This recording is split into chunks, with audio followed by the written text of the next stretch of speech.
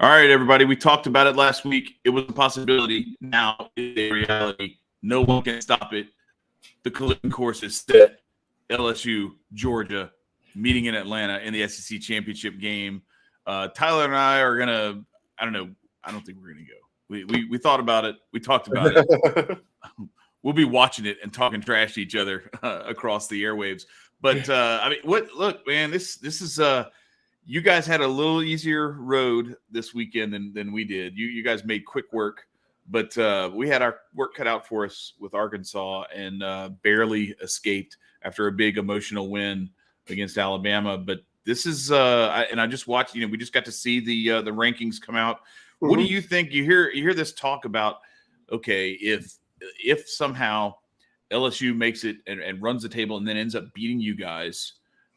Reese Davis is sitting here saying that he doesn't think LSU deserves to make it in ahead of Tennessee just because Tennessee got that big victory, which was like 6 weeks ago at this point in Baton Rouge. So yes, Tennessee beat you, but you beat Georgia, who beat Tennessee, right? So how does that So his logic is that the fact that Tennessee blew us out matters more than the But if you're looking at an eye test, or if you're looking at this eye test, you could obviously see that a few early miscues by LSU kind of set that early.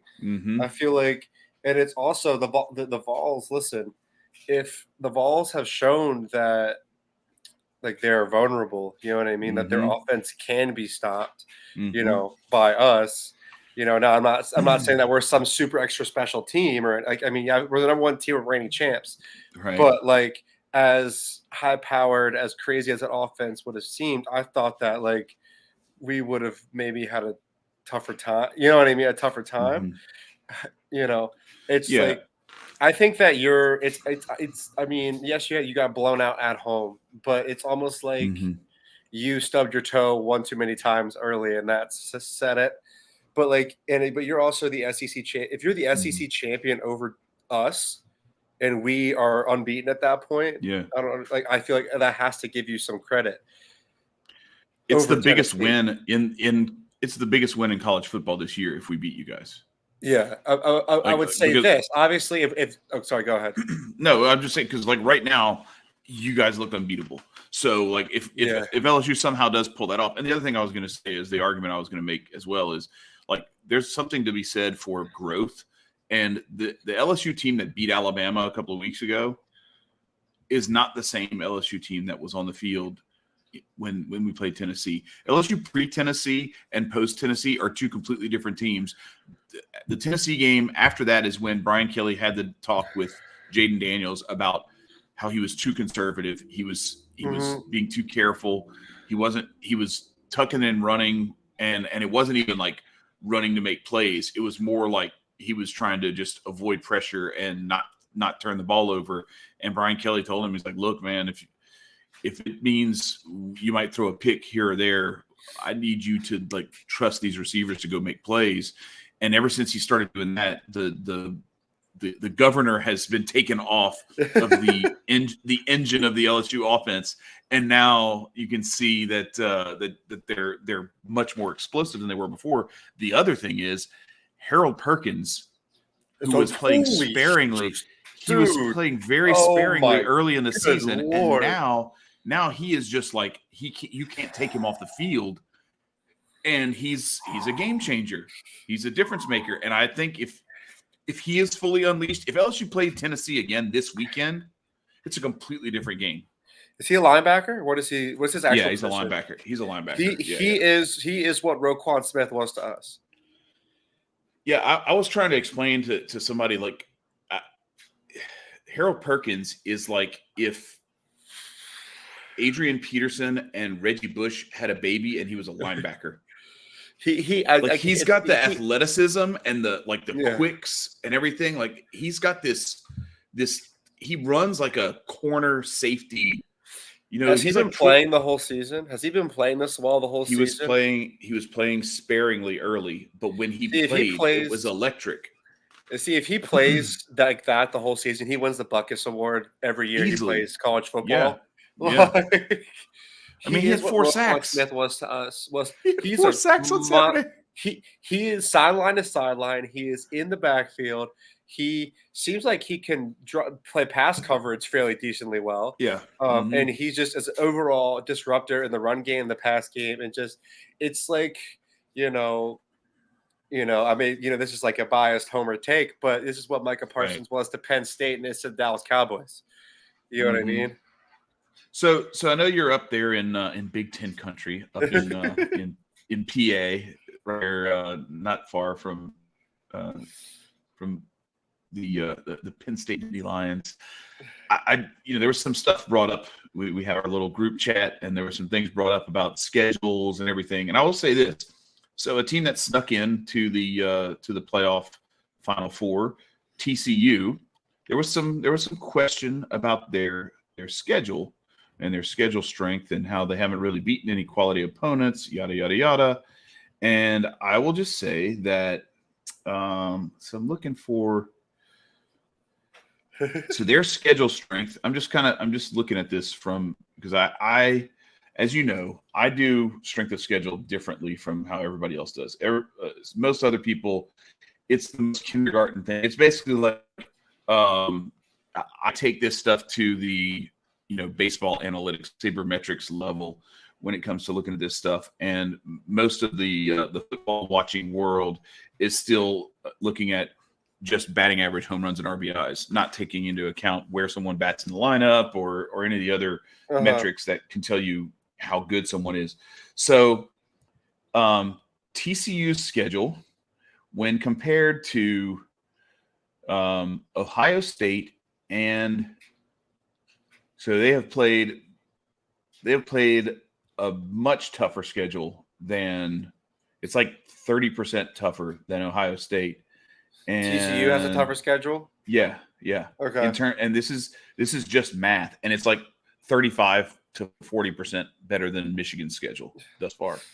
Now I will say this: Penn State, I think, has played. Yeah, Penn State has played those three, more powerful teams in the Big Ten.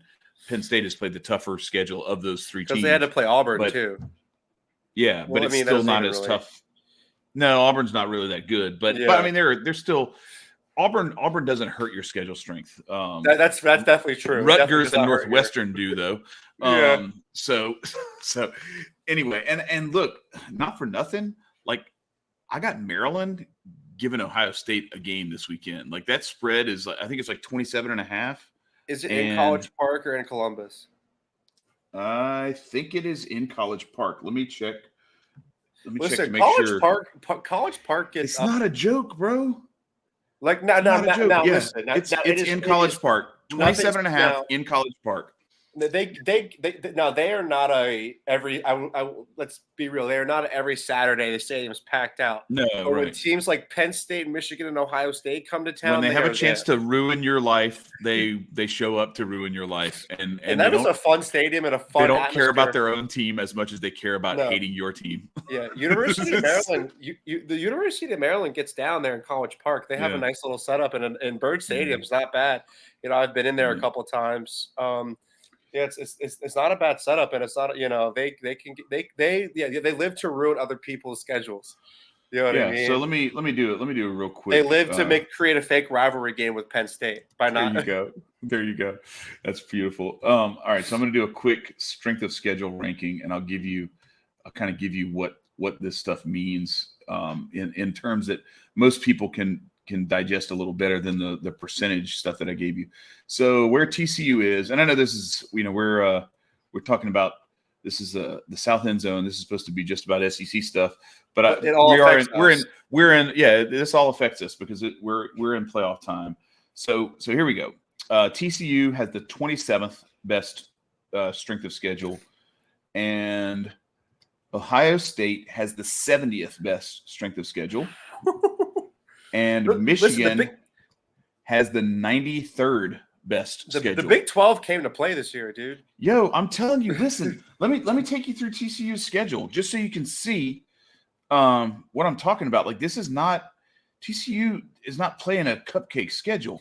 No, they got Baylor this weekend at Baylor, like that in Waco, that's going to be a tough game too. And we live to shit on Big 12 defense, but it's still it's a tough, it's not easy sledding. The offenses are still powerful and potent, so you got to get it done against those defenses to keep up with those other offenses you're facing. So at Colorado, nothing there. Tarleton State, that's their little throwaway. So they had a couple of cupcakes to start. Then at SMU, Oklahoma at home, at Kansas. Now that was without Jalen Daniels, so not as tough, but still, that Kansas team was undefeated prior to that game. Technically, Jalen Daniels was in half of that game, I think. I'm pretty sure that's the game he got hurt in, right? Did we discuss that? Didn't he get hurt in the TCU game? You may be right. That may have been the game that he got hurt in. Yeah. Anyway, so half a game. Anyway, yeah. Perhaps half a game. We don't remember. Anyway, then Oklahoma State, Kansas State. Both of those were home games. Then at West Virginia, Texas Tech, and then at Texas this weekend in a huge game where they were 7-point dogs. Of course, in Austin. The dog in Austin, yes. The dog caught and on that one, like we all did, you made bank because TCU, not only did they win, but they were in control of that game from the jump. And so I made money on the +7 and on the money line because that one was just too hard to pass up. I have games this week, by the way, that are like dog catcher wolf worthy. It's 80. 1, 2, 3, 4, 5, 6, 8, 9, 10. No, 10 dog catcher specials this week, and there are some doozies too. So just be sticky for that. But yeah. So I think Texas. I think TCU. I think the Big 12 gets a bad rap because I just think there's like the respect just isn't there, and I think sometimes people tend to look at names, and that's why I built my model, is because my model doesn't care about the name of the team. Mm-hmm. All my model cares about is points for and against and how many wins and losses you have. And that's it. And then it just takes everything through a grinder and it runs through 7 iterations to make sure that there's no oversimplification of this stuff, so that by the time you get to that 7th iteration, you're talking about who your opponents played. And at that point, it all is cross-pollinated and it doesn't matter anymore. And there's a diminishing return. But the last thing I want to do if I'm looking at strength of schedule is just look at my opponent's records. Like, that's stupid. Because who did they play? So I played somebody who went 7-3. All right, 7-3 against who? Oh, okay. And their opponents had a 48% winning percentage. Okay, 48% against who? Oh, a bunch of teams that had a 33% winning percentage. So they're terrible. Then who did they play? Oh, their opponents had a 26%. It's like if it gets bad enough or good enough in either direction, it starts to beef that up. Just to give you a comparison. So when you start this thing off and you look at it before you do any of those extra rankings or anything like that, Michigan starts off as the number 2 team in the country, just because it's like, oh, well, look at their margin because they're blowing teams out and they're undefeated. And then you look at their opponents, and their opponents look like they're okay. So they're number 2. By the 2nd iteration, they're number 7. Then they're 6th, 10th, 10th, 11th. And by the final rankings, Michigan is the number 5 team in the country. So that's why I do this, is because it doesn't just look at that surface level. It actually digs deeper and deeper and deeper and deeper so that you can really figure out how good these teams are. And the best way to test this, how do I test it every week, Tyler? How do I test it every week? A little bit of sprinkle. I let it pick upsets for me. And it's pretty good. It's pretty good at picking up this, because when Vegas and the betting public and the AP writers or whoever has a team unduly ranked above another team and they're favored in a game where they shouldn't be and they should actually be the underdog, I pick the underdog. And the underdog wins enough of the time that definitely covers. That's for damn sure. It's making us some money. Yep, for sure. Yeah. So that's just that's kind of the way that this thing goes through and picks the teams. But so where I really think this is going to end up settling out, I think LSU should be in the playoff if they win the SEC championship. I think it's preposterous that you could have an SEC that's this stacked at the top with Alabama, LSU, Georgia, and Tennessee, all four, let's be honest, like the way that they have played this year, worthy of being in that conversation. Okay. With Alabama only being disqualified because they've already lost to 2 SEC teams. And if LSU makes an extra point in week 1, we're talking about a 1-loss LSU team instead of a 2-loss LSU team. They only have 1 loss in the SEC. So Alabama being the only 2 SEC loss team, and then Tennessee with the loss to you guys. When you're that stacked at the top, and you look at how the conference in general has performed, to me, it's hard to look at that and say, okay, well, if the champion of that conference is LSU, well, then we're just going to take the runner-up of the league, and we're going to take the runner-up of another division, and they're going to be in, and the SEC champion is not going to be in the playoff. Mm-hmm. But then we're still talking about possibly having Michigan and Ohio State show up in the thing. Like how? Like I don't understand. I'm just happy that we're safe. Yeah. You guys seem to be like, unless an utter disaster happens, I think you guys are good. Well, we're still going to Atlanta. I mean, but like, barring us stubbing our toe against Kentucky. By the way, I just want to take a brief 30 seconds. We are a SEC, all SEC inclusive podcast. Shout out Vandy for their first. I want to give my absolute flowers to the darling. You can't hate them because why would you? Right. Shout out to the Vanderbilt Commodores on getting a conference win. Absolutely. In Kentucky, mind you, away. Yeah. And Vandy, sure enough, tried to give that game back to Kentucky, but they didn't do it well. So I just want to take my 30 seconds to give Vandy their love and their due praise.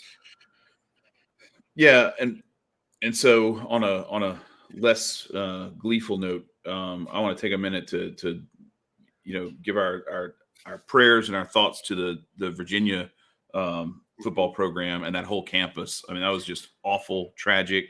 And I think they canceled their game with Coastal Carolina this weekend, which makes perfect sense. I just don't know. Like, that's just – I can't even fathom that. And such a well historical campus has such a history of just horrible things happening. Yeah. I don't want to dig into it too much, but, like, there's my background was lacrosse. And I don't know if you ever heard about this is side tangent, but like Virginia's thing has always been one love because of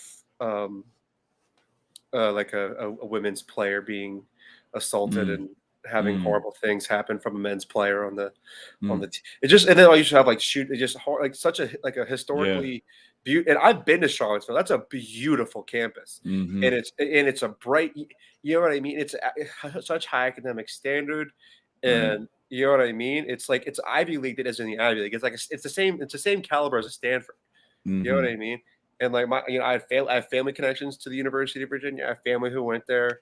It's just so it's sad, and it's like those kids are just a little bit younger than me. You know what I mean?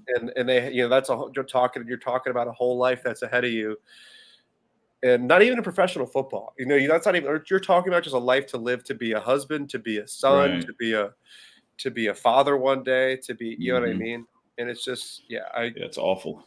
And the other thing is too, like you think about, the perpetrator, and I know it's easy to just pile on and to have like anger and resentment and hatred and everything, but like, what is it that's going on that's so bad that like pushes someone to do something like that? And that's the thing that's just, I don't know, it's tragic all the way around, because we had something similar.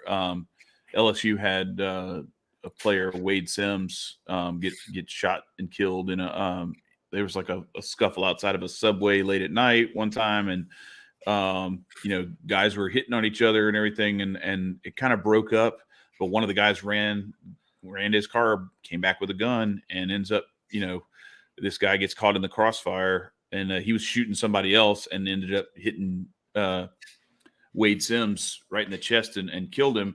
And so now he's like ruined two people's lives because that guy is gone. He's in jail for damn near ever, And so it's just like it's so tragic, so terrible. But anyway, back to the stuff. About the playoffs and how this thing works out. If you told me, okay, you got to tell me right now, you got to put your money on 4 teams and you got to get them all right in the right positions. This is the way I think this thing goes down. It's Georgia, and I'm assuming Georgia wins the SEC championship against us because I think that's going to be a really tall order for LSU to try to pull off. But it's possible, but I doubt it. So Georgia, number 1, Ohio State, number 2. And then I think Tennessee, number 3, and TCU, number 4. Only because we're assuming that TCU wins out. Also, I'm assuming TCU wins out. But I look at it and I think it's hard for me not to imagine them winning out. I don't. If they don't win out, they've got Baylor at Baylor this weekend, and then they've got Iowa State, and then the Big 12 championship game. So, I mean, it's possible they could lose the Big 12 championship game. I don't know, but it's what I'm looking at is assuming they went out, because I don't want to try to think of all that. This is just me saying, okay, I expect them to win out. I expect you guys to win out. I expect Tennessee to win out, and I expect Ohio State to beat Michigan. This is my expectation. So it's Georgia, Ohio State, Tennessee, TCU. That's the way I see this thing shaking out. Michigan on the outside looking in, us on the outside looking in, because at that point we'd probably be like 9th or 10th, because if we lose, we're going to have 3 losses and we're going to fall way back. And you're going to have teams like Clemson and USC, if they even went out, on the outside looking in as well. But the only reason I would say that TCU remains at 4 and Tennessee jumps them into the 3 spot is because I just think if I'm the match in round 1, I'm going to have Ohio State, UGA, Tennessee for the play. I'm having Ohio State play Tennessee, and I'm having, because otherwise it's stupid. You might as well. Even though I do think that TCU would be deserving of the 3 over Tennessee if it wasn't for that fact. You know what I mean? Yeah. I think that, like, if TCU wins out, they truly are deserving of the of being above 3. Tennessee in the rankings. Yeah, but you're right. I think the committee, but or somehow they put Ohio State in the 1 spot. They got to find a way. To me, if it's me and I'm the committee, I'm finding a way to make Georgia, Tennessee not play each other in the first round, because otherwise it's stupid, and you might as well just leave Tennessee out. Yeah. Because what's the purpose of having the SEC play an SEC championship again in the first round of the playoffs? Yeah. Well, that's would you do that to Ohio State and Michigan if they both make it in? Would you make them play each other in the first round? No, you wouldn't. So why would you do that to the SEC? It's stupid. That's true. Yeah, I'm trying to think. As far as 2 SEC teams in, has it only ever been us and Bama? Has that only ever been the case? I'm trying to. No. Yeah. Or was it? Did was Bama end the year you made it? No, it was us, Oklahoma, Clemson, and Ohio State that year. Oh, and Clemson dunked to Ohio State, and then and we destroyed Oklahoma. It was like 63-28. I remember. That was when Jalen Hurts was there. That's why I was like, yeah, he's all right. Now he's all right. He's good, but yeah, I don't know. Like I kind of saw what happened last night coming. Like let him play some competition, and let him play some games where they're not up by 2 touchdowns in the second half, and we'll see how he handles pressure and how he handles pressure situations, and starts to handle the spotlight and all the questions when it's not just like, Jalen, what are you going to do when you win the MVP? How undefeated do you think you guys can go? There's been like no scrutiny. There's been it has been just floating on a cloud this whole year. And let's see how they deal with some adversity. And how do you feel now that the 72 Dolphins are having their yearly party? Yeah, exactly. Right. And this is the 50th anniversary. So like, if there was going to be a year that somebody might do it, it would be this year, and it didn't happen. So that's just so great. I love the fact that like all the remaining members of that team every year the last unbeaten goes down. You know anybody would do the same thing, oh, because absolutely. I just why love not? it.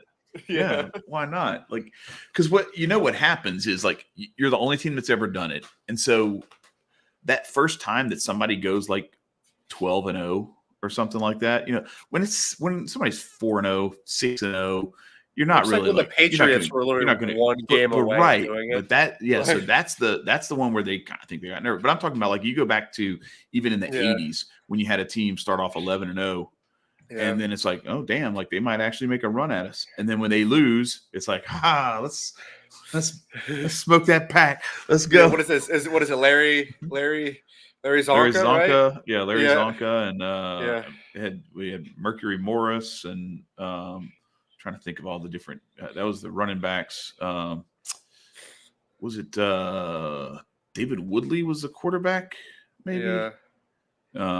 Anyway, it's been a long time. I just think that's awesome that they just, like, they always every year they have a party. I was -2 when that happened, Tyler. So I don't remember. You're the historian, dude. I wasn't born yet. Yeah, I used to remember that kind of stuff. But yeah, so that's the only time it was you guys and Bama in 2018 and 2021. Well, we had to in the year that we made 4, there was honestly in 2018 there was the chance for us getting in that year wasn't even that high. Mm-hmm. Like there was, I forget who it was that we could have possibly been beaten out by, because I mean, shit, I'll tell you what, that Oklahoma game took years off my life. Still, in my opinion, if you talk about the greatest college football games ever played, I think that's top 10. Also in Oklahoma, out in Pasadena. I'm just saying, the up and down. It's Baker Mayfield's in there too, and it's Sony Michel and Nick Chubb decided to come back for their last year. Did y'all? One of y'all made a field goal like right before halftime? That was like really long. Rodrigo Blankenship has the longest field goal in Rose Bowl history. He hit it right at halftime. Okay, that I remember. That stood out to me. I was like, oh, this is big. Yeah. This is gonna make a difference. Because Oklahoma did what Oklahoma did, and they went up 14-0 right away. Like it was boom, boom, boom, boom. Baker Mayfield and that Oklahoma offense just were doing what they do, and it was like taking chunk plays after chunk plays. And then I think it was Sony Michel in that game, or was it Swift? Both. No, it was Sony Michel and Swift. Because they had both agreed the year before to come back for their senior year. Because they both got drafted the same year. So Sony Michel and Nick Chubb with Jake Fromm as a freshman. Yeah. Remember, because that was his big. Jacob Eason gets hurt. Jake transfers to Washington. Jake Fromm comes in, and that's how that goes. But out in Pasadena, still one of the greatest games, in my opinion, ever played. But we were almost at risk of not getting in. I forget to who. I forget. It was us and somebody else. Because it was us in Oklahoma, and I want to say Alabama, Ohio State. Yeah, I don't remember. I'd be lying if it probably was. It was probably Ohio State, honestly. Like something. I was going to say. Who else would it have been? Yeah, I'm looking it up just for context. But that might have been Clemson.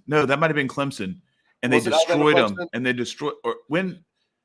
So did Clemson kill Alabama in the first round one year, or was it Alabama that beat them? Because I know Alabama beat Clemson in one of the championships, and then Clemson beat Alabama in the other one, and then one of them boat raced the other one in like the first round one year. I can't remember which one was which. But I want to say it was Clemson that beat Alabama when that happened, and Clemson. No, it was. Yes, you're right. It was. I'm trying to find this. I'm not looking for the AP poll. This is bad for radio. Well, all right. So while he's looking that up, let me just go down. So since we talked about it, here's the dog catcher picks for the week. All right. Well, actually, I'm gonna go to this list that I made on my phone because it has all the money lines and everything. Did you type this? this little tweet out? Oh, all right. Yeah, I had to get it shouted out. There you go, my Oh, man. it was Alabama Clemson because so funny enough, I do remember this now. So Alabama beat Clemson like a drum in that game. Then. Yes. That's what it was. Yeah, no, it was 24-6 Bama over Clemson. And then it was us and then obviously we went to double OT with Oklahoma and Baker Mayfield. All right, so since you were too quick in getting that, I'm going to go through my dog catcher specials. So go for it. If you were paying attention earlier, I'm sorry I didn't get this info to you guys before now because you could have acted on it, but you can act on what's coming because I'm just going to tell you what it called out, and it called out Bowling Green at least to cover against Toledo tonight, and they are up by 6 with a minute left. Let's go. So I had Bowling Green plus 15.5, and then a sprinkle of the money line at plus 500. That looks like they might both cash, which would be incredible. Because that's big money. Even if it's just a sprinkle, even if you only put $2 on the money line, you're still getting $10 back. So anyway, the big plays for this weekend. So these dog catcher plays. Now this may not sound like much to you, but if you think this through, it's going to sound a lot better. So 34-19 against the spread. All right, that's solid. It's not bad. It's like 60+%. But 27-26 straight up. These are all underdogs. Every one of these plays all year has been an underdog chosen to win straight up, and they're 27-26. So when you look at the money lines on some of these, if you just play these money lines, you are easily big plus money because some of these are plus 300, plus 250, plus 410. It called Washington beating Oregon this weekend. It called Liberty beating Arkansas 2 weeks ago. Like this is kind of stuff. So here we go. I'm going to lay it out. The picks for this week are Eastern Michigan plus 7.5 with a plus 235 money line. Miami of Ohio plus 1.5. It's only a minus 102 money line. If you want to skip that one, I totally understand because the payoff isn't that great. It's really kind of a coin flip. Duke plus 7.5 at plus 255 money line. UConn plus 10.5 at a plus 330 money line. NC State plus 3.5 at a plus 168 money line. That one I'm a little bit skittish about because some of what the model is taking into account is some of the previous stuff when Devin Leary was actually healthy. And I don't know how I feel about NC State right now. So I would actually maybe cut everything in half for that one to knock it down a little bit so you're not at risk as much. It had Charlotte over Virginia, but that one's going to be canceled or that has already been canceled. So scratch that one. But here's a couple of other big ones. Western Kentucky plus 5.5 at a plus 188 money line. Oklahoma State plus 7.5 at a 245 money line. And Utah plus 3 at a plus 128 money line. So that's Utah over Oregon, Oklahoma State over Oklahoma. What else do we have? Western Kentucky. You're just gonna have to send these to me again. I can't. I'm gonna have to. Oh no, I'm sorry. No, Charlotte is right. Charlotte is okay. Charlotte is playing Louisiana Tech.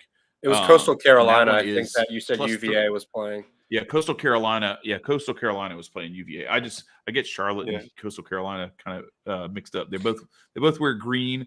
They both are in the C's in the alphabetical thing when I'm going through this stuff. Anyway, so Charlotte plus 3.5 with a plus 130 money line against Louisiana Tech.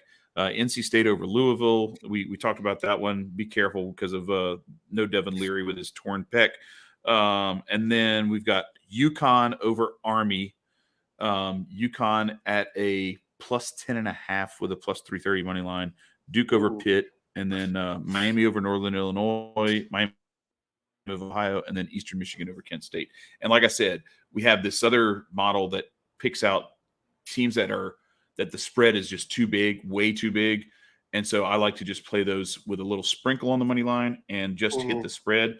Those are Bowling Green, 15.5 plus 500. UMass, this is crazy. So check this out. UMass is plus 33.5 against, where is it? Against Texas A&M. That's what it is. So this Texas A&M is a dumpster fire right now. Texas A&M is an absolute dumpster fire right now. Okay. UMass is plus 33.5. The money line is plus 4,000. You best believe I called the Appalachian State upset. Okay. This is all right. So we're in SEC country, right? I'm shooting my shot on this one. Okay. I'm dropping at least a couple of bucks on that money line for plus 4,000. What is that, a noon game? I gotta find that, bro. What? Come on crazy. now. You're gonna have to send all these to me again. Plus 4,000. They're all in the chat. They're all in the group chat, bro. They're all in the group chat. You just have to scroll up. Okay. All right. So then we got Appalachian State is playing Old Dominion. I've got Old Dominion plus 15.5 with a plus 570 money line. Then Maryland, Ohio State. I don't think Maryland's going to win this game, but plus 27.5. I like that. I like plus 27.5. And the money line is plus 1,600. So it's not crazy if you want to drop a couple of bucks on that. Crazier things have happened. There's going to be some sprinkling happening this weekend. Crazier things have happened and will continue to happen. So that's what I mean. So then we got Wyoming plus 13 with a plus 420 money line. That is Wyoming up against Boise State. And then finally wrapping it all up, we've got Missouri minus 28.5 playing New Mexico State. I've got New Mexico State with plus 28.5, and it's a plus 2,400 money line. Missouri has been all over the map with their performance this year. So just to give you a little breakdown of like why these things are attractive. So Toledo was a 15.5 point favorite tonight. My model had them as only a 7.5 point favorite. So obviously what I'm looking at is I'm looking for the cover, right? I'm expecting a cover. Oh, look at this. Toledo is Toledo about to score? Man, I got to find this game. Toledo has first and goal at the 1. They went for it on 4th and 7. They went for it on 4th and 7 from the Bowling Green 30 and hit a 29-yard pass. They're down to the 1. They just scored. There's 51 seconds left. So it looks like 35-34. Right, 35-34 Toledo, but Bowling Green has the ball with 51 seconds left. They are in position where they can get into field goal range with a couple of completions. They got a couple of timeouts left. It is doable. I got to find this game. What channel is this game? I might live hammering that money line right now. ESPNU, let's go. ESPNU, let's go. Was this some action? So yeah, this is some action tonight. Yep, that's right. You got it. You already know. ESPNU. No live line for me. What is happening? No, it's probably not because it's too late. Oh man, it is snowing. This is crazy. This is wild. I'm actually enjoying the hell out of this. It snowed here today too. So this kid's gonna have to try to kick a field goal. It is 1st and 10, right around midfield. Oh, they are at the Toledo 42. They have a timeout left. 28 seconds left. So at the very least, we covered the 15.5 already. Oh, so that's without a doubt. So that's cash. Okay. And that's what this model identified. It said, look, you got to take this because the spread is way too high. If I see a spread that's more than 7 points off, I'm going after it. And I'm only going. I only do this with dogs. I don't like messing around with if the spread says that it should be higher. I'm not messing with that because I'm not trying to play a favorite that's a plus 15 or something like. Or I mean a minus 15. I don't care. Like even if my model says they should be a 30-point favorite, if they're a 15-point favorite, cool. Y'all enjoy your money. I'm not messing with it. But if I have a chance to get to play a dog in a situation like that, their quarterback just got wrecked. But he got the pass off at least. So anyway, so here's the other ones. So we have that Texas A&M live line. So yeah, Texas A&M is a 33.5 point favorite, but my model says they should only be a 22.5 point favorite, and they are also a dumpster fire. So I'm looking at this as it could go one of a couple of ways. Either they finally like have a little self-respect and this is a get right game for them, or the dumpster fire continues and they may completely implode and actually lose the game. That is close to a fumble. Wow. We'll see. Good old. I don't know if they're reviewing this or not, but good old action, baby. If they are, it might be ugly for Bowling Green. But either way, we covered.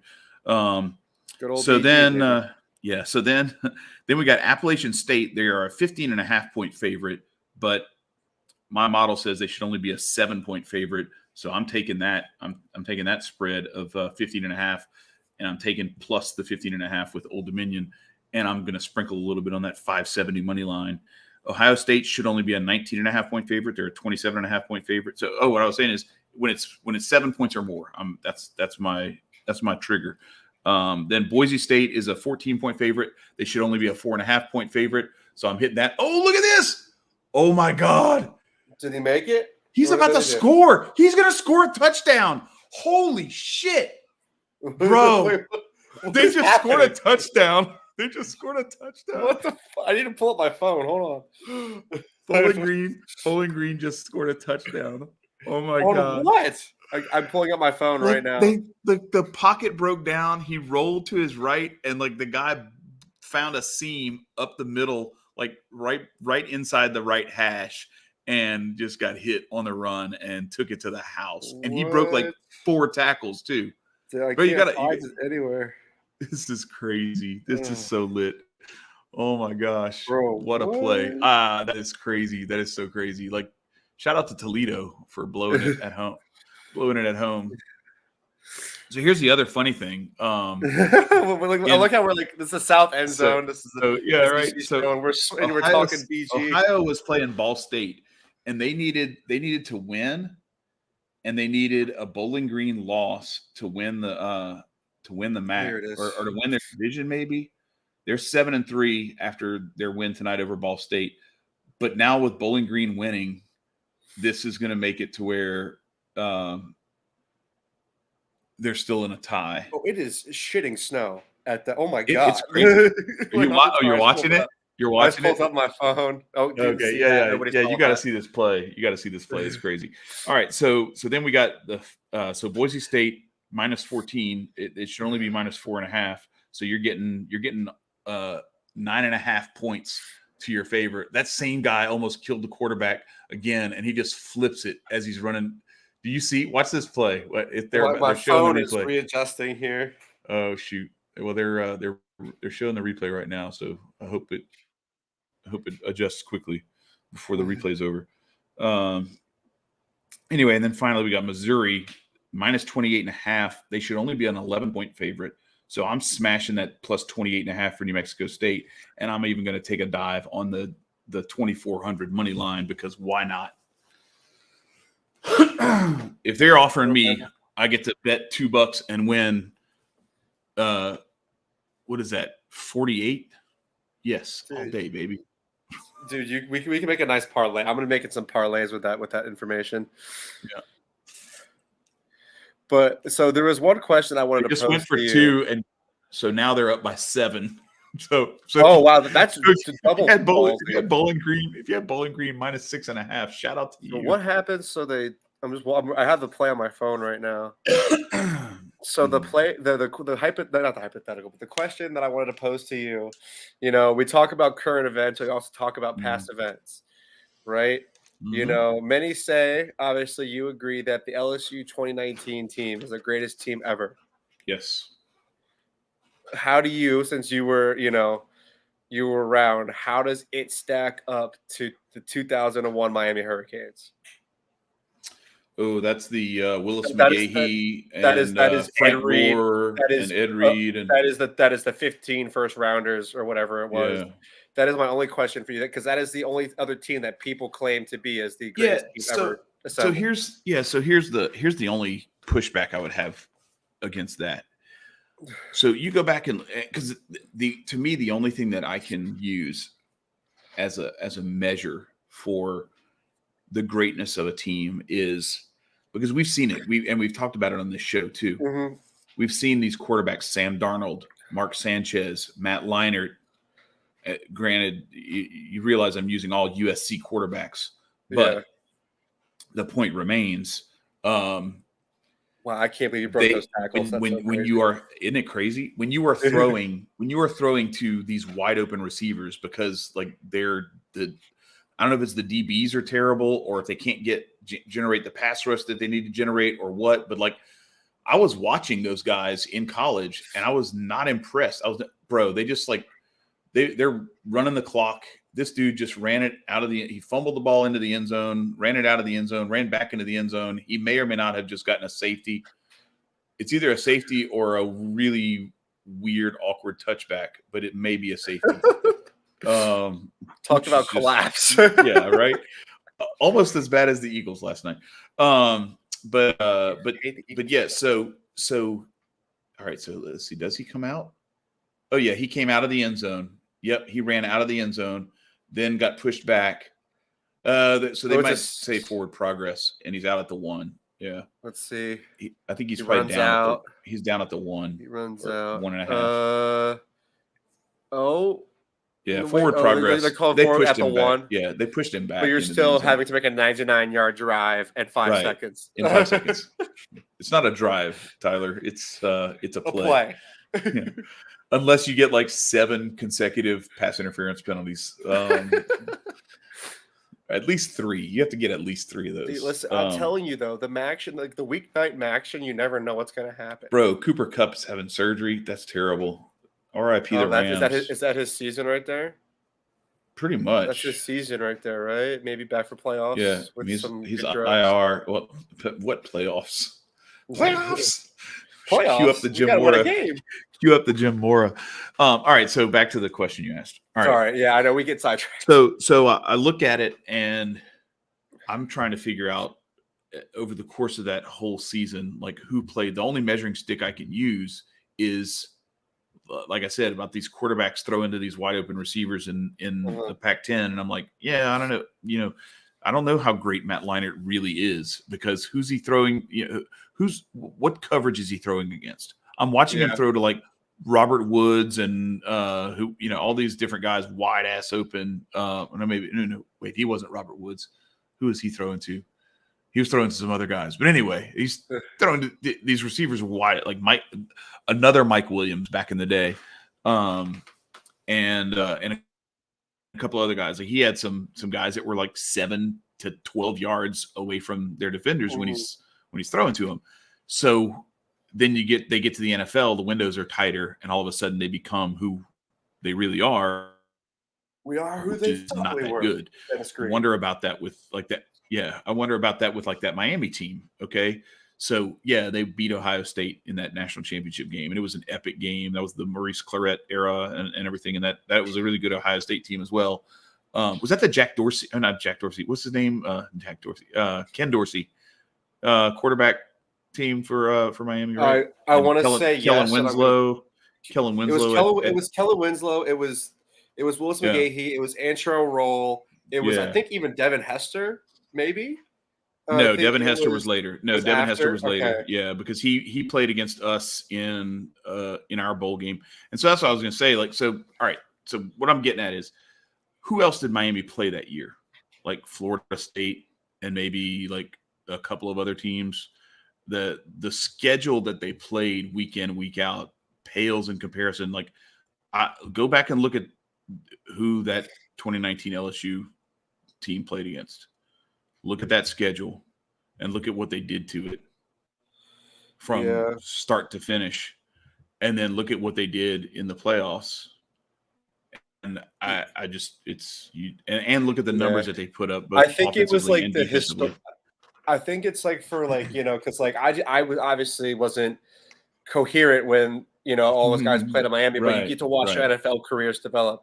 You're talking Ken Dorsey, Clinton Portis, Willis McGahee, Andre Johnson, Jeremy Shockey, Kellen Winslow, Sean Taylor, RIP, Vince Wilfork, Jonathan Vilma, Ed Reed, Antrell Roll. No, it's ridiculous. Yeah, it was ridiculous. That's. And so I'll just say like Joe Burrow, Jamar Chase, Justin Jefferson. Oh, and Frank Gore. I forgot to say him too. Terrace Marshall too. Well, I think was Frank Gore on that team, or did he play? I think he had already gotten hurt, or maybe was he not? I know he was at least roster playing. I don't know how much of an impact he may have been a couple of years after that, though. I don't remember. He was on the roster, but so I'm going to go back through it. So here we go. All right, you ready? Yeah. So and it remains to be seen. Like there's some career that needs to be played. It's only been a couple of years, so we don't know the NFL trajectory of these guys. But we know also that some of those guys, like Shockey and Winslow, were kind of like they're all right, but there wasn't like they weren't Ed Reed, all of them. Like Ed Reed is a guy is one thing. Some of those other guys, and Ed Reed, Andre Johnson, Vince Wilfork. Vince Wilfork for sure, and then I would say probably Clinton Portis. That those guys definitely are like they were Pro Bowl caliber players for a while. Sean Taylor, obviously. Oh, Sean Taylor, yeah. Until that sucks that he had his life. But so all right, Joe Burrow, Jamar Chase, Justin Jefferson. We'll see about Terrace Marshall. I think he's probably going to end up being more in that like Jeremy Shockey, what's his face, Kellen Winslow sort of category, not quite that elite level. Derek Stingley, Patrick Queen, Grant Delpit. I'm trying to think of Rashard Lawrence on the D line. There were some other people who were still playing. Tyler Shelvin on that defensive line as well. Wasn't Allaire on that team too? Who? Wasn't Clyde Edwards-Helaire on your running back? Oh yeah, Clyde Edwards-Helaire was our running back. Yeah. No, I'm not here to say that Miami was better. I just wanted to hear what you had to say. Yeah, no, and I'm just saying I would pay an exorbitant amount of money to watch those two teams play in their prime. And here's what's crazy: like if it goes down differently with the way that the selection committee picks things and everything, and this is why it's so funny to talk about this stuff, because you never know until you actually put the teams on the field, and so you have to kind of compartmentalize it in. That's why I couched it in just like, okay, no, it's more about look at their schedule, look who they played, and look at the quality of those teams and like how those teams performed over the course of the year, and then measure it against that. But what's really wild is if you go back to the 2011 LSU team, that team was insane. And if they don't have to rematch Alabama in the national championship, when Alabama shouldn't have been anywhere near anything relating to a championship because they had not even what did he say? Miami couldn't have been better because they got beat by Craig Krenzel.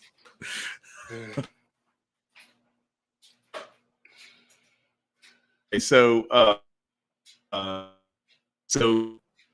LSU had to play Alabama again in the national championship when Alabama finished second in the West.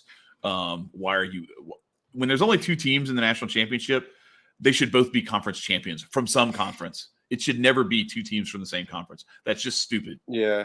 I'm looking at the 2011 LSU roster just to refresh my memory while you're talking. Yes. So, I'm talking about the schedule. Opening week. Oh, that's the team that beat us. Oregon. Yeah. Opening. Well, yeah. Every time we win the national championship, we beat y'all. Seriously. 03, Justin. Let's see. 03, Justin Vincent went off on y'all. Then 07, Tyrann Mathieu. No, wait. 07 was 11 was Tyrann Mathieu. That was the flip into the end zone. What was 07? Who did we beat? That would have been Matt Stafford, probably. That would have been Matt Stafford. At least you're talking about like for Georgia. That would have been Matt Stafford and AJ Green. Or was it somebody else? Now I don't remember. No, we beat Tennessee that year. That year. That was Eric Ainge, Tennessee. Yeah, we beat Tennessee in that SEC championship game, and that was like Ryan Perrilloux had to play a good bit of that game, if not all of it, at quarterback for us, and we still pulled it off. But anyway, we beat Oregon to start the season. That Oregon team, that was the Oregon team that had like LaMichael James and DeAnthony Thomas. I can't remember all the DeAnthony Thomas, like a bunch of like they had a real team. Beat them opening week. That was the team that Auburn had beaten the year before in the national championship with Cam Newton. Yeah, with Cam Newton. Right. So, and I remember they were showing highlights of them getting just destroyed in the national championship game in like late in the game, where Nick Fairley was just like a menace in their backfield or whatever. And I was like, welcome to the SEC. And this guy, like I'm in Dallas and we're watching game day. I'm at game day, and like there's an Oregon fan standing right next to me. He's like, "You guys got Nick Fairley?" And I was like, "It's all right, bro. Just watch.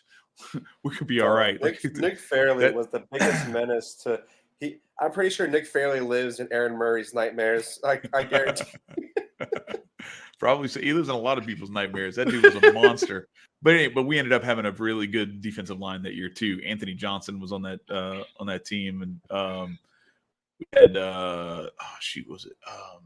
Sam Montgomery and Barkevius Mingo and those guys terrorizing guys. Anyway, so we beat Oregon. Then we the usual, go through the SEC schedule and beat Alabama at Alabama. But before all that, we actually beat Geno Smith and Tavon Austin and all those guys in Morgantown. Oh, Jesus. Went to Morgantown and beat them there by like two or three touchdowns. And so and then you go through that whole schedule. They beat them. When we beat Arkansas the last week of the season, Arkansas was number 3. They had one loss, and it was to Alabama before that game. That game actually was for the SEC, or for the West. If Arkansas had beaten us, they would have won the West, and they would have gone to the SEC championship game because of the tiebreaker. But anyway, so yeah, it was, or I don't remember what it would have been, because it was at that point it would have been like a weird tiebreaker scenario with us, Alabama, and Arkansas, where we would have each beaten each other. But anyway, so we went through that whole thing, then beat you guys, and then we go to the national championship, and we should have been playing Brandon Whedon and Justin Blackman in Oklahoma State, and instead we had to play Alabama again. And some weird shit happened with the team where like the locker room got weird, and it just it went sideways. And you could see like the body language of the team was just like, it was a completely different team from what we had seen all year, and we didn't get past midfield until the fourth quarter. Yeah, how that you shouldn't have even been playing Alabama in that game, because that was like they were the runner-up for the West, right? They were the West runner-up, and they were playing you guys for the second time in the year after you already beat them, if I'm not mistaken. And like you said, Oklahoma State should have been. They were the clear number 2, right? They were the clear other good team. Oklahoma State. Oklahoma State. So and this is, and I know it can sound like sour grapes or whatever, but I would say the same thing for anybody. Like if it was Ohio State, Michigan, I wouldn't think that the winner of that game should have to play the team that they beat in a close game on the road again. When the way that the whole thing was set up to that point with no playoff. Now, if it's a playoff, yeah, whatever. We see it all the time in the NCAA tournament. You can beat a team twice in the regular season, and then have to play them again. You play them in the NCAA tournament. It is what it is, So when you only have a 2-team national championship and it's chosen by human beings, there should be qualifications that you have to meet, and you already lost to the other team that's in there, and they're undefeated, is automatic DQ. Like, you had your shot, you blew it. No, you don't get to be in this thing. We're going to put somebody else in there and and run a challenger up. This is like having like a heavyweight bout, and the top 5 challengers don't get to fight against the champion, but a guy who the champion beat like a pulp, gets to challenge him again. Like, no, you get in line behind all these guys and let them take their shots at him. But does that disqualify Tennessee for losing to us already? It's a playoff now. Yeah. Okay. I get what you're saying. Like, it's a playoff now. Now they have to earn it. But it does. It does. That's why I said what I said at the very beginning. It does disqualify Tennessee from, in my opinion, having to face Georgia again in the first round. I think that's stupid. Like, if you're going to put Tennessee and Georgia playing each other 1 versus 4 in the first round, just leave Tennessee out and put somebody else in. Because it makes about the same amount of sense as having Ohio State and Michigan be 2-3. Whoever wins that game be in the then they play each other again. Why would you do that? The only thing I could see is I could see the only teams outside of the SEC that the playoff loves is Ohio State and Clemson. Now, Clemson doesn't deserve it, and I'm not even talking about them. I could see somehow if some wacky stuff happens, um, if some wacky stuff happens, how if Michigan beats Ohio State, one way or another, they could try to force Ohio State in there on some BS. But I don't think that if Ohio State beats Michigan, Michigan gets it.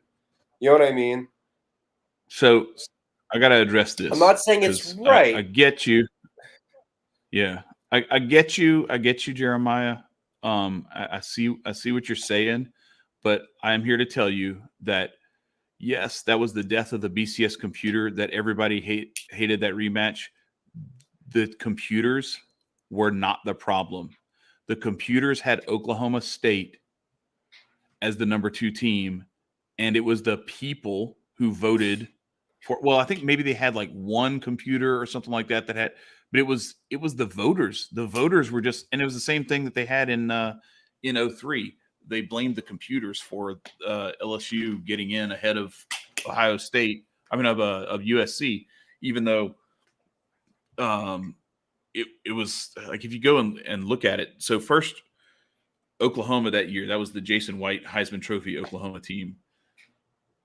Everybody said before the Big 12 championship game that year, everybody said this Oklahoma team might be the best team ever assembled, might be the best college football game in history.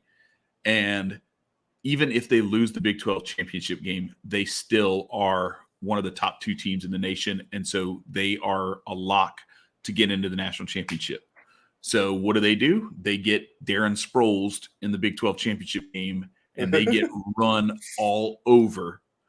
And they got blown out in the Big 12 championship game. Now everybody changes their tune. Like, no. Y'all don't get to do this shit. Like, you can't say, everybody can't say, no matter what. Just like with you guys. It'd be like, Georgia's in no matter what. Like, Georgia, like when it gets to the SEC championship game, and they're like, yeah, Georgia's in no matter what. Now we're just going to see if LSU beats Georgia. Is it LSU or is it Tennessee or who else gets in? And, do you bring Michigan in? Because I'm assuming Michigan's going to lose to Ohio State. That one's for you, Jeremiah. I'm pulling for you. Yeah, I'm pulling for Ohio. But Michigan doesn't deserve the credit they get. But if they did that and then they flipped around and said, "Oh man, did you see how Georgia lost to LSU? I don't know if Georgia belongs in the playoff now." Like, what? No. You can't say it doesn't matter if they win or lose, and then if they lose, say, "Well, now it matters." Like, what? Yeah. No. You gotta have principles. And so when that happened, LSU had played their schedule. They lost a close game to Florida at home early in the year, or like halfway through the year, and that was their one loss in 2003. USC lost a close game to Cal earlier that year, and that was their one loss. Well, you go back and you look at Cal and who they played and how they're, how their schedule, both had roughly the same record. I think Florida was 8-4 and Cal was 6-6. And so I was just like, look, just on the basis of like, who did you lose to? Doesn't matter who you beat. Who did you lose to? You both have one loss. Who'd you lose to? Okay, you lost to a 6-6 team that would have been 5-7 if you had taken care of your business. And LSU lost to an 8-4 team. It's splitting hairs, but you got to split hairs at some point when you get to that. But if you're going to say that Oklahoma automatically belongs, then Oklahoma belongs, and you got to leave them in there. Otherwise, it should be LSU and USC. But what you don't do is have a system set up where you determine the national championship. There's a big crystal ball that they travel around the country with, and this is the national championship trophy. That thing goes to that game. The team that wins that game hoists that trophy. And then somewhere else, somebody basically says, hey, it's okay. The AP writers decided Central Florida is the national champion. Because that's essentially what they did. USC was the Central Florida of 2003. They said, we deserve a national championship. Pete Carroll said, we deserve a national championship. Said at the Rose Bowl when they beat an 8-4 Michigan team that was terrible with Jake Navarre as their quarterback. that team was garbage, and they basically gave up. They folded like a tent in the second quarter of that game. They didn't care. They were not motivated. They were playing for nothing, and USC was playing for a national championship. And Pete Carroll goes on his post-game interview on the sideline or whatever, and he's like, I feel like we just won a national championship. Like, nobody gives a shit what you think, bro. You sound like the Central Florida coach. Yeah, you don't have a trophy, what you sound like. You don't. Yeah. Well, they did. Yeah, the AP gave him a trophy. Oh, they gave him a bullshit trophy. Yeah, it was. Yeah, that's the only split national championship in the history of the BCS era. It was the biggest horse shit in the history of college football. They have a whole system, and so that's why they don't have the writers do a national champion anymore. Yeah, it's just the real thing now. I just can't even believe it. Like it blows my mind, and I guess that's why I like that we do this podcast, because we have a generational, But it just blows my mind that like it was just a bunch of people from the Associated Press saying, I guess you're the national champion." It was so terrible. Like, that makes no sense. They've been playing the Super Bowl for how long, and couldn't. Well, imagine have some team football? Imagine some team doesn't make the playoffs in the NFL, and then some writers just say, "Hey, I think that's the real champion." Like, what? It's like, bro. It's like if the Buffalo Bills win the Super Bowl this year, it's like, actually no, the Minnesota Vikings did, because they beat them in the regular season. No, what it would really be like is if they said, you know what, we think the Bills could have beaten the Bengals and they would have gone to the Super Bowl, and then they probably would have beaten the Rams too. So we're going to name the Bills the Super Bowl champion, even though they lost that overtime game to the Chiefs, because we all saw how the bullshit that thing was. The only reason the Chiefs won is because they got the ball first, and whoever scores first wins. So, if it had just been the other way around, and then they actually give the Bills a trophy for that bullshit. Like that's what the equivalent of what that was. And this is SEC podcast, so I think it's fun. Like Josh Allen has a terrible record in OT now. And speaking of which, another comparison I asked you, and I think it's very fair, is that we've both agreed that Justin Jefferson's catch has surpassed OBJ. Yeah, Odell Beckham.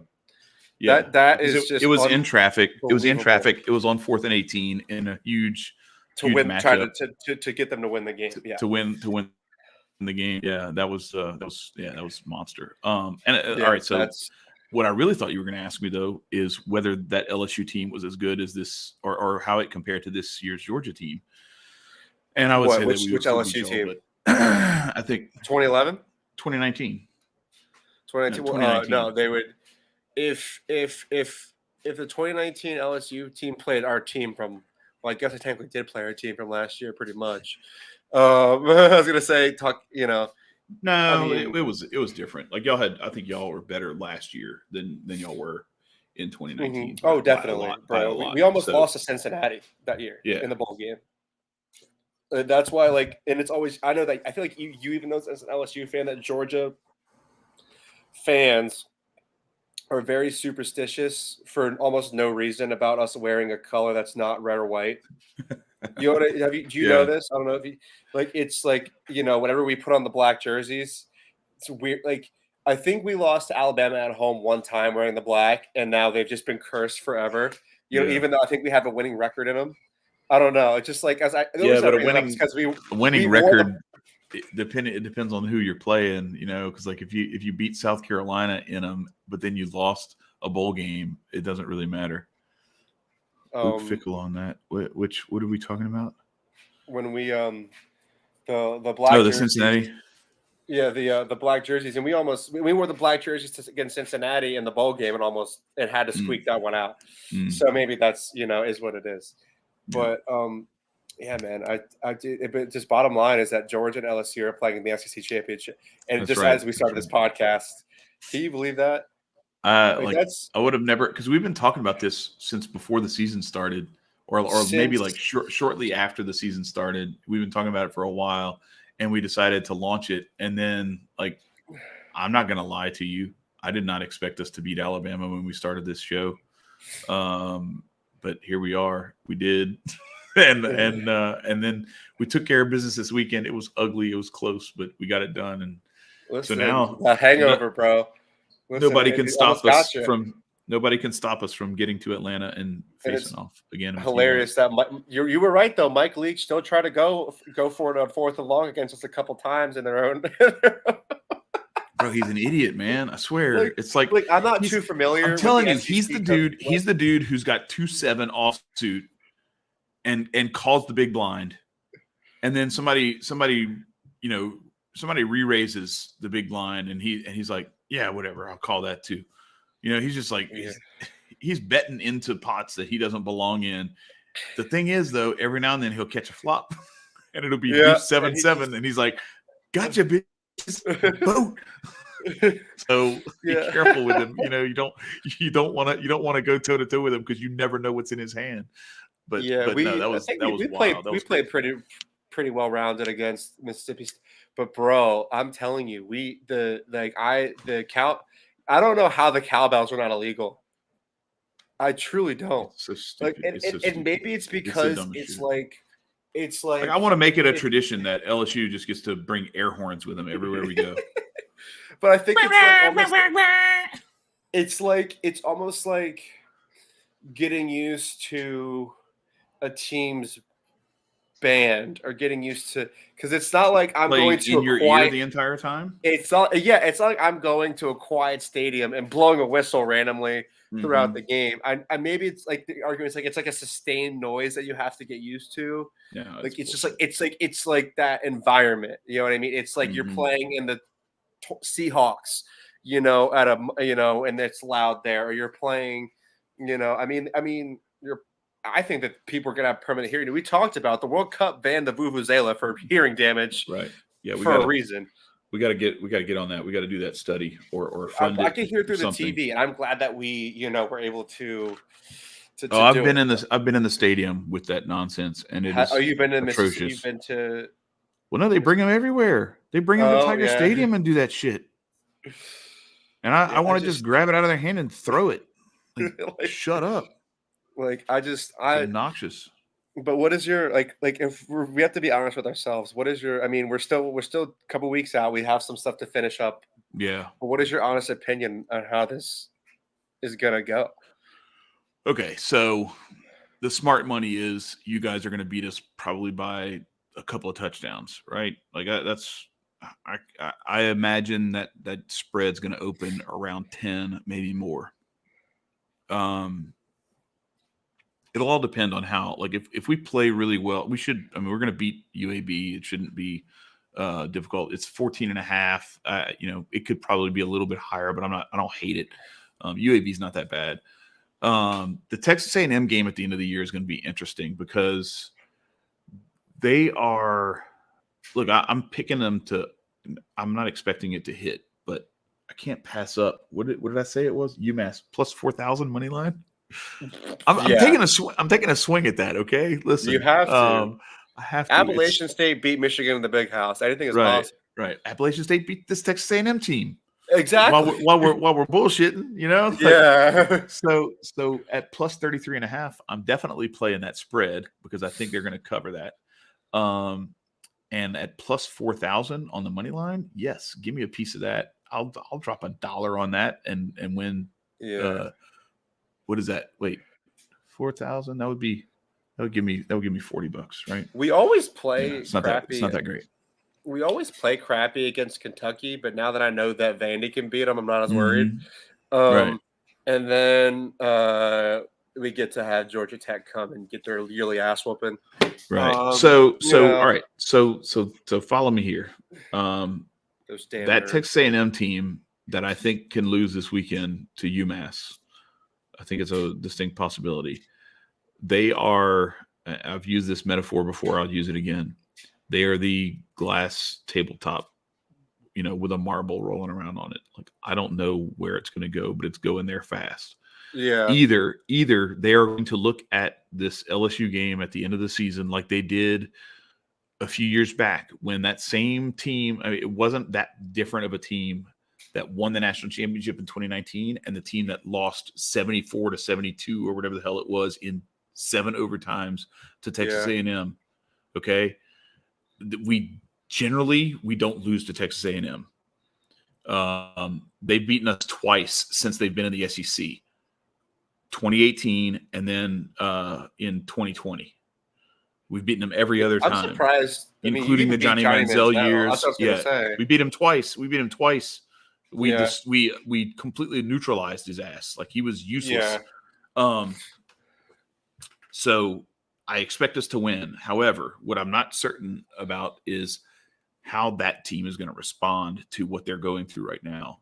You've got guys who've been dismissed from the team. You got that A-Chain kid in a boot this weekend. I don't know if he's going to be healthy in time for the LSU game. But either Jimbo Fisher has completely lost control of the program, and there's like a mutiny underway against him because they're hating life and there's a lot of finger pointing, or that's the one game that they all just rally together for. I'm actually kind of scared. If they do lose to UMass, it might be worse for LSU if they lose to UMass. Funny enough is, I don't know, like the first episode you and I ever did with Men in Order, did with anything, is I picked LSU in an unfavorable matchup on Coach O's last game. And that worked out. You know what I mean? Mm-hmm. So, but that's different people entirely.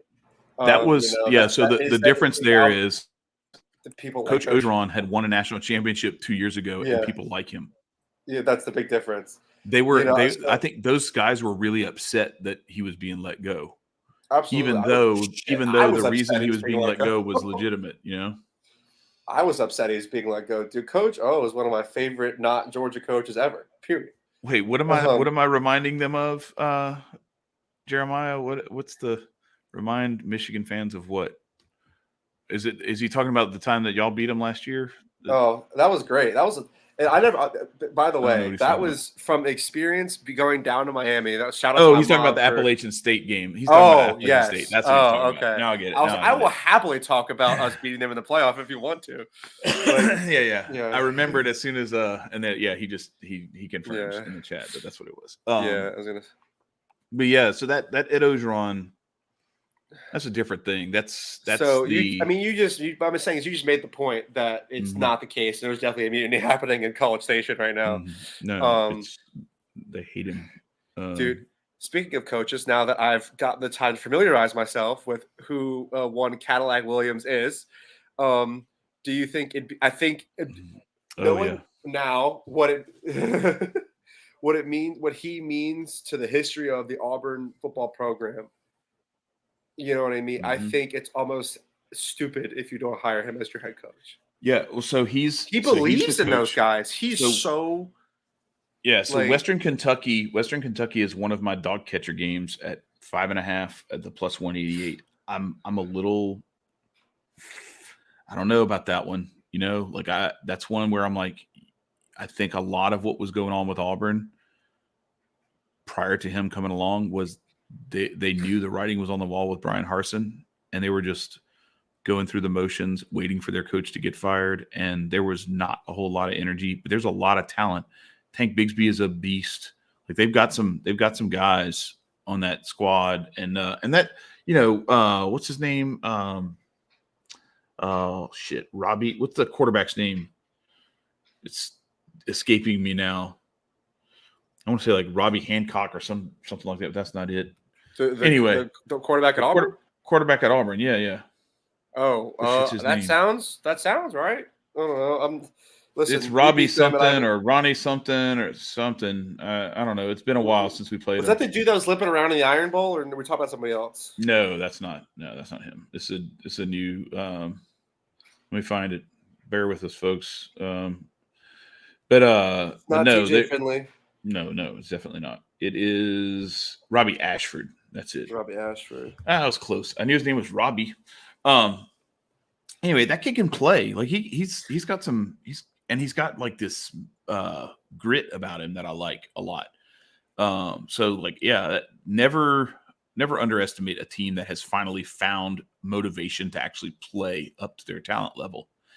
Because a lot of even the numbers that are cooked into my model are all based on like how shitty they were playing and not playing up to their level of talent up to this point. It's kind of like all right, if the Raiders fired Josh McDaniels and then all of a sudden they brought somebody in who just like really lit a fire on. Look at conversely Jeff Saturday, baby. Look at Jeff Saturday against those very Raiders Saturday, and the dude, difference. That makes me so happy, bro. I'm amped.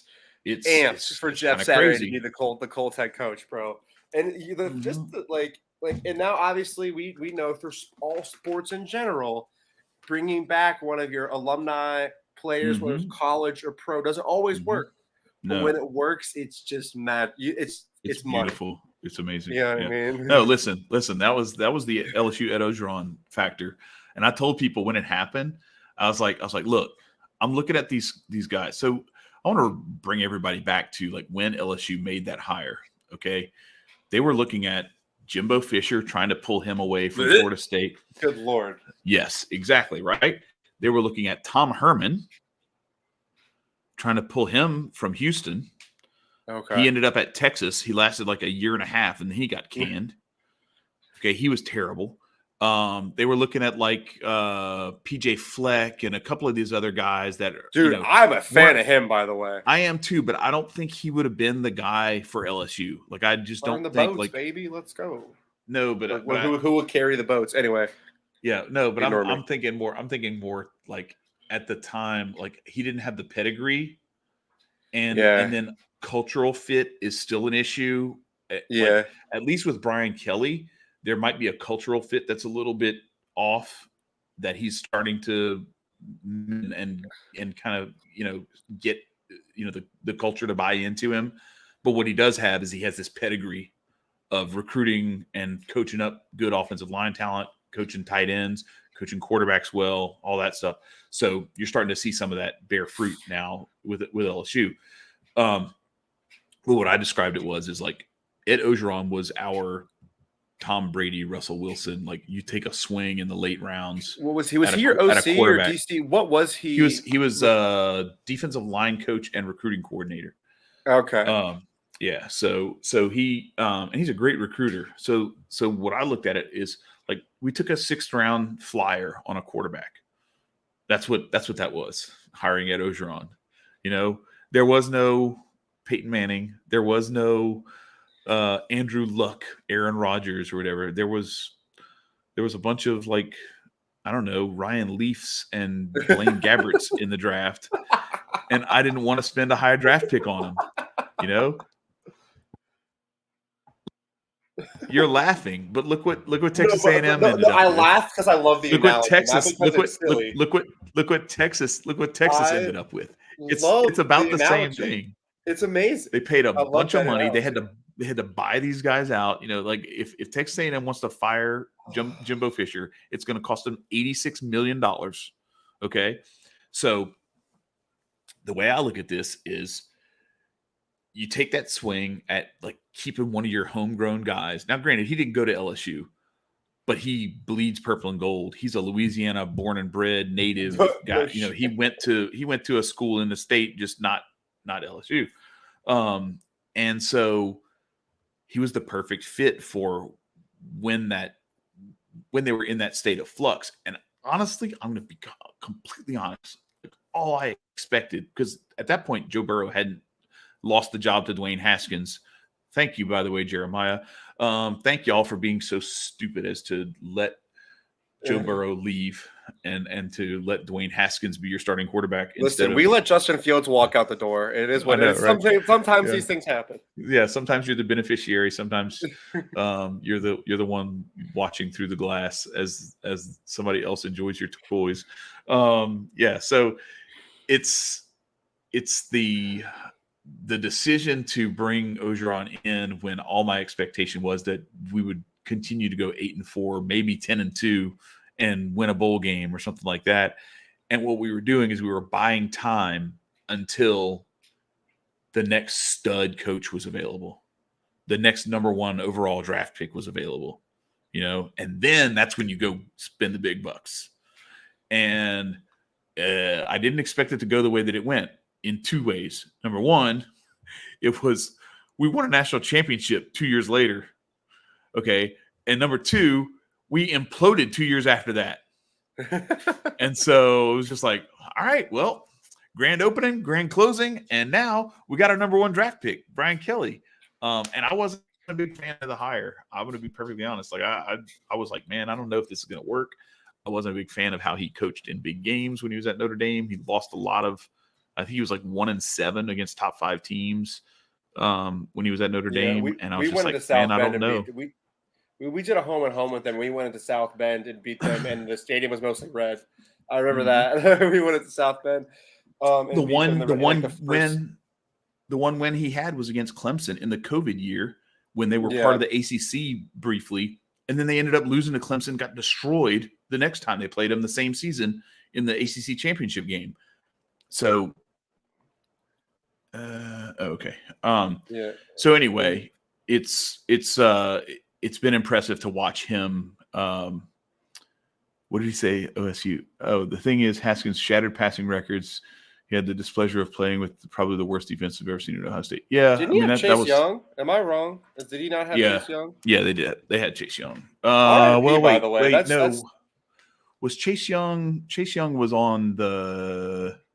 Yeah, he was on that team. Yeah, because they lost to, or was that Justin Fields when they lost to Clemson? Yeah, I literally just remember that he passed away. That just hit me again. That's still no. What? Dwayne Haskins. Chase Young? Oh, Dwayne Haskins. I was like, no, Chase Young is just coming off IR. No, that just re-hit me Dwayne again. Haskins. Yeah, last year. Yeah, that was terrible. Yeah, that just it's something. I've been walking around my house and sometimes remember that too. Sometimes we were talking about him. I had completely forgotten about it. Yeah, sometimes we walk around my house and forget that Kobe passed away. Like it just hits you out of nowhere sometimes. You know what I mean? But anyway, and then as far as like you talk about former players being coaches, I think that we obviously made out really well with Mr. Kirby Smart. But back to the original. Do you think that Cadillac Williams should be the head coach at Auburn permanently? I don't know. I think that it's a really cool story, and it depends on what their trajectory is.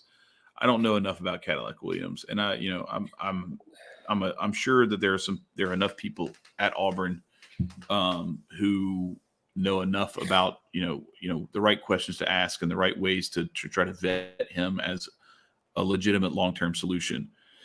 What I do think though is that he could serve as a similar kind of Ed Orgeron stopgap, a typical thing that programs do for coaches. But you've got a guy who's a hometown hero, and I think he's got a certain level of loyalty to the program that I think you could probably get him to sign like a 2-year extension to just kind of like let him prove himself a little bit and say like, look, man, just have a real frank conversation with him. Like, look, because one of the things that Ed Orgeron did was he had this binder that he brought to his interview where he had like his whole plan of like what he was going to do and who he was going to bring in coaches wise. They paid him like $3 million his first year, and he spent all the extra money on hiring really good assistants. And then they all left to go to the NFL, and all the players left to go to the NFL. And it was kind of, I think he got a little bit of a raw deal. Now, the other stuff that he did that had nothing to do with coaching was grounds enough to get him fired. When he's living a good life right now. When you try to smash a pregnant board member, the pregnant wife of a board member, you're probably not going to be around long. Dog, he's so gangster for just no real. He pulled up at a gas station. She was in spandex or something, and he said, "Hey, you look pretty good. You look like you work out. Maybe we should work out." That's right. Maybe we should work out together. She said, "I'm pregnant." He said, "What's that got to do with me?" Dog, I mean, obviously that's not right at all, but it's just so funny. Yeah, you know she was the wife of a board member at LSU. On brand. You know what? You know what? You ever seen Blue Mountain State? He had just divorced his wife. I have not seen Blue Mountain State, but my God, I have heard about it.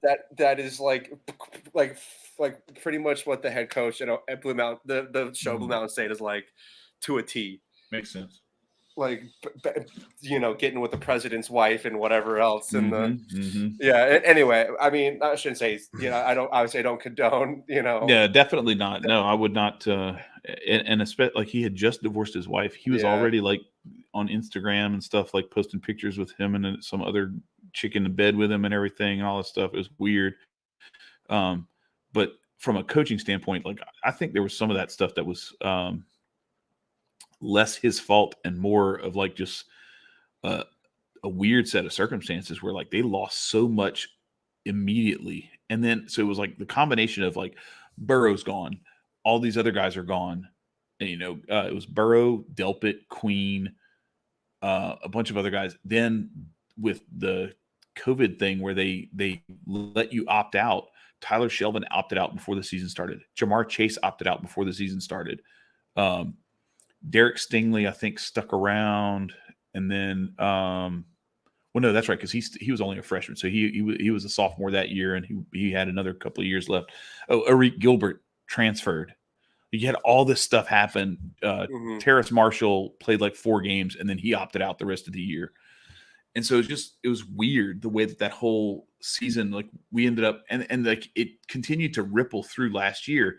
People don't remember we had 39 scholarship players for our bowl game last year. We had Jontre Kirkland, a DB and wide receiver recruit, playing quarterback for us in our bowl game. Yeah. It was like we had no quarterback. We literally had we basically had David Palmer. You don't remember David Palmer. It was back in the 90s, 80s, 90s. I think it was the early 90s. He was like a punt returner who played quarterback for Alabama for a minute. Oh, really? And he was basically just like Wildcat. That was the whole. Yeah. It was crazy that was Alabama. That was their quarterback. You look at him now and it's like, oh yeah, they would never let that happen again. What 5-star do you want to play today? It'd be like Devontae Smith playing quarterback for Alabama or something like that. It'd be stupid. Devontae Smith's not a very good quarterback. He threw that ball back into the end zone to literally lose me. Man, dude, yeah, that's when I shout out to the people who had Washington -11 or -10. I mean, because that was a huge. If you had that, the odds were crazy before the game for that. It's probably like +800. Or something. Yeah, man. I had I took the money line and I like the Eagles too, but I took the money line in the spread there. But yeah, literally, like I was winning. Devontae Smith waited until after that first touchdown. I am winning. I am up. That is it. You know what I mean? You just can't do something stupid. And then he gets tasked with trying to keep the lateral, having he throws it in the back of the end zone for I'm going to lose my fantasy league. By the way, he was playing monkey in the middle. He was playing monkey in the middle, and the dude in the middle intercepted it because he threw it. It bounced, and the dude just ran and scooped it up. He's like, "Yeah, you ever played monkey in the middle, like at the beach?" Oh yeah, we do that. I do that with my boys. We play in the water, and it's like. You skip the ball across the water, and you have to skip it over. For sure, a lot of those skips hit the guy right in the chest, and you're like, "Damn it, I guess I'm in the middle now." That's what happened. That's what happened to Devontae Smith last night. Yeah, it is what it is. I'm just like I'm going to lose my fantasy league. I have the worst record in the league. Yeah, it's been a good show. What do you have to do? You have to shave your head or something? No, we decided. Nothing too crazy. I think we decided that the loser we were buying like the thing that goes around your license plate in your car. Mm-hmm. Like I'm gonna have to have that on the back of my car that says it's like gonna be like nice bright pink. And it's just gonna say I came last in my fantasy football league. And I'm gonna have that on my car for a whole year. That's not bad enough. Listen, I've seen people have to retake the SATs, bro. I've seen people have to take the. Yeah, yes. Dude, people torture, bro. That's torture. No, but you know what though? I've seen I've heard of leagues of adult men in fantasy football where like these are like grad students or whatever, right? Like have to on a Saturday morning go and retake the SAT. You know what? They should do that, and then like there should be something like with your score that affects you have to do better than what you did in high school. It affects your draft position for the next year. Oh God, yeah. No, I mean, we're sitting there doing because we've every year since like we started this league. AG and Keith are in it. You know, it's like us, our fraternity brothers, and it's like we've always said we're going to do a punishment every year. We haven't done it. The closest we came was AG had to pay all of our buy-ins the year after he lost. But other than that, like, well, the original thing is like we were going to have, there's a traffic circle right near where we went to school, and we were going to have AG. You know, it's cold where we went to school too. So we're going to have AG in a dress with a sign that says "I suck at fantasy football" for like at least like an hour, just walking around that traffic circle. Awesome. But that didn't come to fruition. I think he just straight up refused. But it is what it is. Yeah. So do y'all go to your homecoming every year, or do y'all don't know? Y'all didn't all go to the same college, did y'all? We did, yeah. Me, AG, and Keith all did. That's how we know each other. Oh, I'm saying like, but all the rest of the people in your fantasy league, because there's not. No. That would be really cool. Is you go to homecoming all of us wearing did. a dress, all of us did. doing that. All of us except for one did. Actually, now I think about it, we went to school together. We were all fraternity brothers. Actually, now why am I even questioning? Yeah, we were all in the same fraternity. Oh, there you go.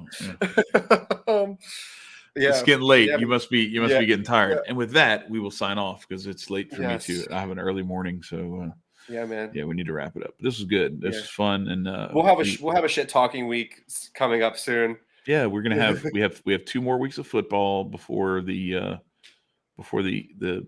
big game, and then we'll get to talk shit before, and then we'll get to do the debrief, the recap after. Yeah, the post game show. I'm looking forward to it. All right, bro. All right, good man. episode. I'll talk to you. All right, peace. Later.